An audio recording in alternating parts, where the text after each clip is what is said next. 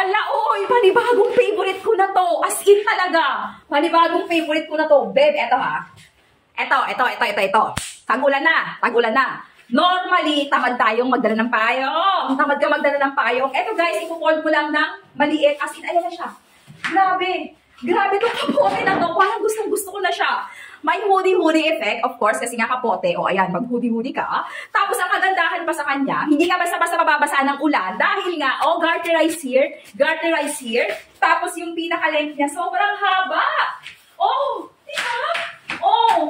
Tapos hindi siya yung titikan na makapal. Tapos guys, ayan pa syempre, ibobotones mo yan dito. Iboboton mo siya ng ganyan. Diba? Napakaganda ng kapote na to guys. Parang gustong-gusto ko na talaga to. Naka-discount sale to sila mga bebs ko. Huwag niyong sayangin ha. Sobrang ganda ng kapote na to mga bebs. Kahit nasa may bag pa sa loob, okay lang. Kahit may bag pa sa loob yung anak nyo, okay lang, walang problema. Napakalawak yan sa loob. Pwede pati yung bag niya. Pakita ko sa inyo